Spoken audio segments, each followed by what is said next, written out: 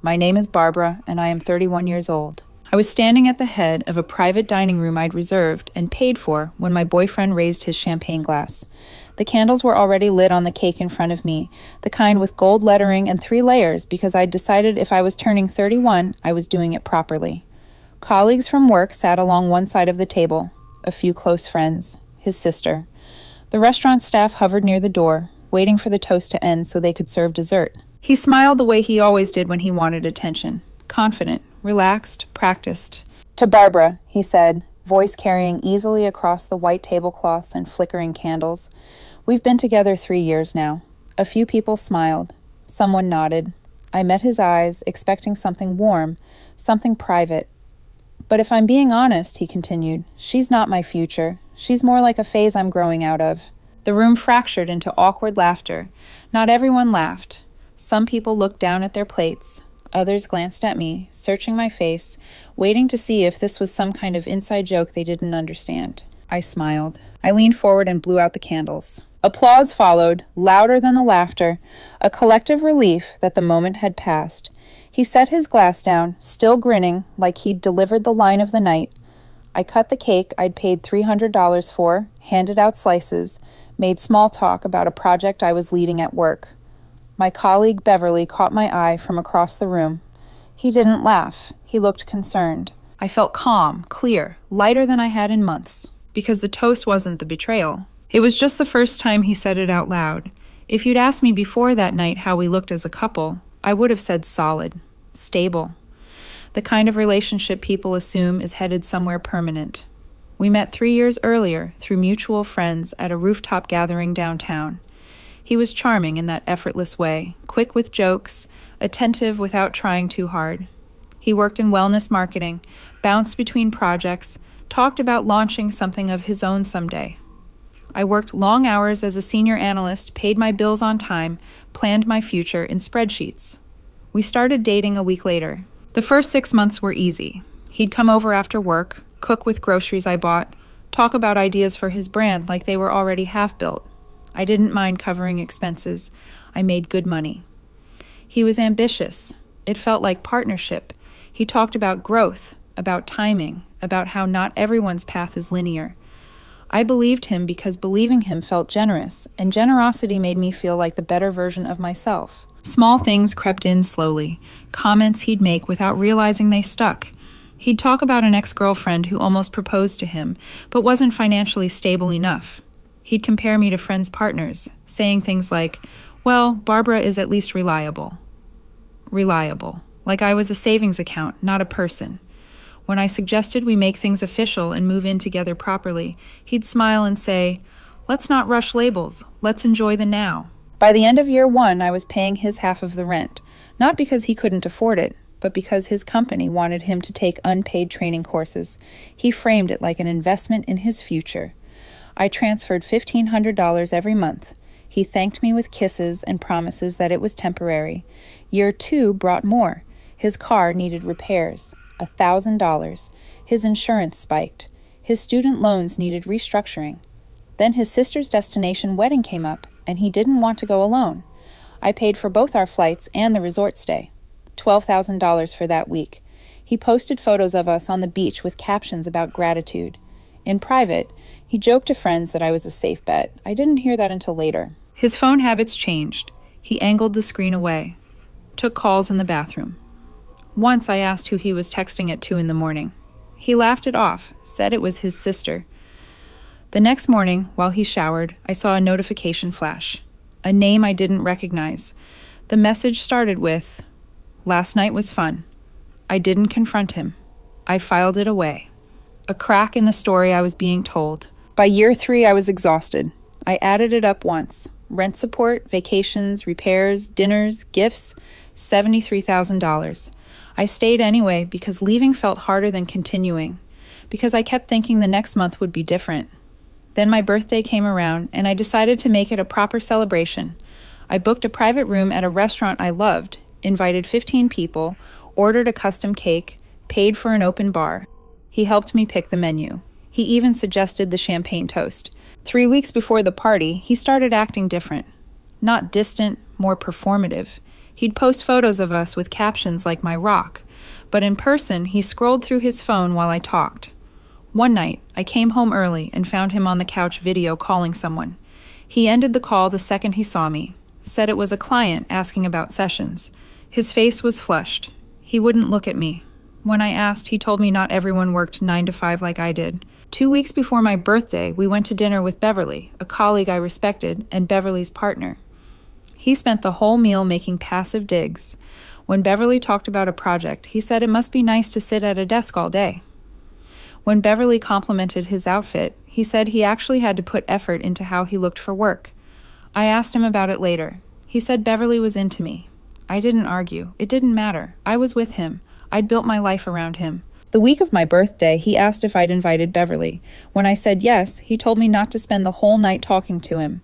The day before the party, he came home with a new outfit, price tag still attached. He said he used his own money. I'd seen his bank balance 2 months earlier, $300. I didn't say anything. That night, lying in bed, I thought about the last 3 years. Not just the money. The way he made me feel like I was lucky he stayed, like I was temporary by default. The thought didn't make me angry. It made me calm. After the restaurant emptied and the last guest hugged me goodbye, I drove home alone. The city lights blurred past my windshield, and I realized I wasn't replaying his words anymore. I wasn't rehearsing arguments or imagining what I should have said back. My mind was quiet in a way it hadn't been for a long time. When I walked into the apartment, I didn't turn on the TV. I didn't pour a drink. I sat on the couch, opened my laptop, and pulled up the lease. His name wasn't on it the way he thought it was. Authorized occupant, not co-tenant, a small distinction that suddenly felt enormous. I drafted an email to the landlord requesting his removal, effective immediately, and sent it at 11:42 p.m. The confirmation came back less than 10 minutes later. I read it twice. Then I logged into my credit card account and canceled the card he'd been using. The system confirmed deactivation within 24 hours. I removed him from my car insurance policy next, effective at midnight. The website refreshed, and his name disappeared like it had never been there. I didn't feel angry. I felt precise. At 1 a.m, I texted my brother, who happened to be a family lawyer, and told him I needed advice on a clean financial separation. He called me immediately. We talked for almost an hour. He told me to document everything. No emotional conversations. No explanations. Let the paper do the talking. When we hung up, I opened a new folder on my desktop and labeled it with his name. Saturday morning, I woke up to 3 missed calls from him. No voicemails. I didn't return them. Instead, I made coffee and started pulling bank statements. 3 years' worth. I highlighted every transfer, every dinner, every trip, rent support, utilities, insurance, flights, hotels, gifts. I built a spreadsheet with dates, amounts, and notes. Cancun trip, car repair, rent months 18 through 36. The total sat at the bottom like a quiet accusation. $73,812. I printed 2 copies, one for me, one for my brother. By noon, I started packing his things. Clothes, shoes, toiletries, books. I used boxes left over from a furniture delivery, labeled them neatly. At 2, I called a courier service and paid for same-day delivery to his sister's place. $340. I added it to the spreadsheet. At 4, the locksmith arrived. The landlord had already approved the lock change. 30 minutes later, the new keys were in my hand. At 6, his text started coming through. Why isn't my card working? Barbara, what's going on? My insurance company says I'm not covered. Did you forget to pay? I didn't respond. I blocked his number, then his socials, then his email. I watched each confirmation message appear and disappear, and with every one, the apartment felt quieter. Sunday morning, his sister called. I let it go to voicemail. Her message was heated, accusing, confused. I sent one text back. His belongings were delivered yesterday. He is no longer on my lease or insurance. I'm moving forward. Please don't contact me again. Then I blocked her number too. Monday, I went to work like nothing had happened. Beverly pulled me aside during lunch and said I seemed different. Lighter. I told him I was. And for the first time in months, that felt true. I wasn't avoiding a fight. I wasn't waiting for an apology. I had already ended it. Sometimes clarity doesn't come with shouting. Sometimes it comes with timestamps, receipts, and a folder on your desktop. The first crack showed up 2 days later. He texted from a new number, confused, asking why his card declined at a boutique. I didn't answer. An hour after that, his insurance company called him, then me, then stopped calling altogether once the policy change finalized. By evening, he was knocking on the door. I didn't open it. I watched through the peephole as he stood there, phone in hand, scrolling, rereading messages that would never be answered. He left after 10 minutes, shoulders tight, jaw clenched, already rehearsing a story where he was the one wronged. By Thursday, the panic had found a voice. Voicemails stacked up from unfamiliar numbers. First confusion, then irritation, then bargaining. He asked if we could talk like adults. He said I was overreacting. He reminded me of the trips, the dinners, the way we looked together. When that didn't work, he pivoted to guilt. 3 years, Barbara.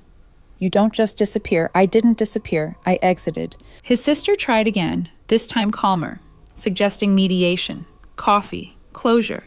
I replied once with the same sentence I'd sent before and blocked her again. The silence did what arguments never could. It forced him to sit with the consequences without a script to follow. By the weekend, the story reached his circle. Mutual friends texted cautiously, asking if everything was okay. I answered the same way every time. We're no longer together. I'm not discussing it. One friend pushed, saying he was devastated, that I should at least hear him out. I told her to ask him about the birthday toast. She didn't text back. Sunday afternoon, his father called. He didn't accuse, he didn't defend. He asked if what he'd heard was true. I told him yes, calmly, without embellishment. There was a long pause on the line, the kind where someone is rearranging their understanding of a person they love. He apologized. Not for his son's behavior, but for mine being put in a position where dignity had to be defended at all. He said he wished he'd been there to stop it. I thanked him and meant it. That night, my ex posted a black screen on his story with white text about betrayal and blindsides. No names, but enough implication to invite speculation. The comments didn't go the way he expected. Someone asked why he'd humiliated me publicly. Another asked why he'd needed my money if I was just a phase. The post vanished within minutes. The internet has a way of sniffing out bad math. By Monday morning, the calls stopped. Not because he'd found peace, but because he'd run out of angles. The narrative he'd relied on, charm, confusion, a little self-pity, collapsed without an audience willing to buy it. I didn't feel triumphant. I felt settled. I learned something in those days. When you stop funding someone's comfort, you also stop funding their denial. The panic wasn't about losing me. It was about losing access. 6 months passed without noise. No late-night calls. No surprise emails. No indirect messages through friends pretending to check on me. Life settled into a rhythm that felt unfamiliar at first, then quietly right. I worked. I slept well. I stopped bracing myself before opening my phone. And somewhere in that calm, something unexpected happened. Beverly and I started talking more. It wasn't dramatic. No confessions, no rebound energy. Just coffee after meetings, conversations that drifted from projects to childhood stories to the small things people reveal when they're not trying to impress. He never asked me to explain what happened with my ex. He listened when I offered pieces and didn't fill the silence when I paused. It felt equal in a way I hadn't realized I'd been missing. In early summer, we took a trip to Greece. It was supposed to be simple. A break between deadlines, a change of air. We split every cost without discussion. Flights, hotels, dinners, partners, not sponsors, he said once, smiling like it was obvious. We spent long evenings on balconies watching the sun sink into the water, talking about what we wanted from life without negotiating ourselves down. One night, he asked if I ever regretted how I left. I thought about it, then said no. I regretted how long I stayed. We made it official when we got back, quietly. No announcement, just a shift in language. My partner, his girlfriend. The certainty of it surprised me with its simplicity. The engagement happened in October. A cliffside in Crete, wind off the sea, no audience. He didn't make a speech. He asked a question. I said yes before he finished it. We posted a photo a week later, tasteful and unremarkable except for one detail, the ring catching the light on my hand. That's how my ex found out. He showed up at my office the following Monday. Mascara smudged, hair pulled back, urgency crackling off him like static. My assistant asked if I wanted security. I said, "Give me 1 minute." I stepped into the lobby and he started talking before I could say anything. "When did you start lying to me? How long has this been going on? After everything we had." We didn't have everything. We had imbalance. I handed him a folder. Inside were screenshots, Dates, bank statements, a voice memo he'd sent his sister 6 months before my birthday, saying he was keeping me around until someone better showed up. He flipped through the pages, hands shaking. "This isn't fair," he said. "You blindsided me." No, I stopped pretending. People were watching. I lowered my voice. "You called me a phase in front of 15 people. You took 3 years of my money, my time, my energy, and offered me jokes in return." The toast wasn't the betrayal, it was the admission. Security stepped closer. He looked around, realized the scene wasn't turning in his favor, and left without another word. I went back to my office. Beverly was waiting. "Are you okay?" I nodded. "Perfect." After he left the lobby, I did something I hadn't planned on doing. I opened the folder on my desk one last time. The receipts, the spreadsheet, the screenshots. 3 years reduced to columns and timestamps. I printed everything, slid it into a binder, and wrote a short cover letter. It wasn't angry, it wasn't sarcastic, it was factual. Francis asked for an explanation. This is it. 3 years of financial support, itemized. $73,812. Every dinner, every trip, every bill I paid because I thought we were building something. I mailed it certified to his sister's address and closed the file. Some stories don't need an audience. They need an ending. Beverly and I married in the spring. Small ceremony, close friends, no speeches that tried to impress anyone. My brother officiated and kept it short. We honeymooned in Iceland, the place my ex once said was too cold and boring. It was perfect, quiet, stark, honest, the kind of beauty that doesn't perform. Months later, I ran into a mutual friend at a coffee shop who mentioned my ex had moved to another city, started over somewhere in the Midwest. He asked if I was happy. I said yes without thinking. Not because everything was perfect, but because nothing was pretending anymore. That felt like happiness. The lesson stayed with me, simple and sharp. When someone tells you who you are to them in a room full of witnesses, believe them the first time. Don't argue with a confession. Don't negotiate your worth. If you're someone's phase, let it end. If you're someone's partner, you'll never have to fund your own disappearance. I didn't win by cutting him off. I won by choosing a life where love doesn't come with invoices and respect doesn't arrive as a joke. I stopped waiting. I stopped explaining. I built something real with someone who showed up without needing to be reminded. That birthday, when I blew out the candles, I made a wish without realizing it. I wished for clarity. It came quietly, with a locked door, a blocked number, and the steady peace of being chosen back. I didn't expect anything else to come from it. After the wedding, after Iceland, after the binder was mailed and the door was closed, I thought that chapter was finished. But endings don't always disappear cleanly. Sometimes they echo. It started small. A mutual acquaintance mentioned they'd seen him at a bar near their office. He looked thinner, quieter, less sure of himself. I didn't ask questions. I didn't need details. I noticed that even hearing his name didn't tighten my chest anymore. That was new. That was progress. Then one afternoon, months later, my phone buzzed with an unfamiliar number. I almost ignored it. Almost. The message was short. "This is his sister. I just wanted you to know he read the binder. All of it." He didn't say much, but it changed something. "I'm sorry I didn't see it sooner." I stared at the screen for a long moment, then typed back a single line. "Thank you for telling me. I wish you well." I didn't continue the conversation. I didn't reopen anything. Closure doesn't require maintenance. Beverly noticed the shift before I did. One night, we were sitting on the couch, half watching a documentary, and he said, "You don't flinch anymore." I asked what he meant. "When people talk about the past," he said, "you used to brace like you were waiting for impact." I thought about it. He was right. I wasn't guarding a wound anymore. I'd let it heal properly instead of poking at it to see if it still hurt. We built our life in a way that would have terrified my old self. No unspoken debts, no invisible scorekeeping. We split things because we wanted to, not because one of us needed rescuing. When one of us had a hard week, the other showed up without keeping receipts. Love felt lighter when it wasn't transactional. On my 32nd birthday, we didn't do anything extravagant. No private rooms, no speeches, just dinner at home with a few close friends. At some point, someone asked how we met. I told the short version. No drama, no bitterness, just facts. When they laughed at something unrelated, I realized I wasn't measuring the room for safety anymore. I trusted it. Later that night, after everyone left, I washed dishes while Beverly dried them. He kissed my temple and said, "I'm glad you didn't settle." I smiled because for a long time I thought endurance was the same thing as loyalty. I'd learned the difference the hard way. Every now and then, I think back to that birthday toast. The word phase, the way it landed in the room and sat there, daring me to argue with it. I'm glad I didn't. Arguing would have kept me trapped in someone else's narrative. Walking away let me write my own. I wasn't his future, he was right, but I was mine, and that turned out to be enough.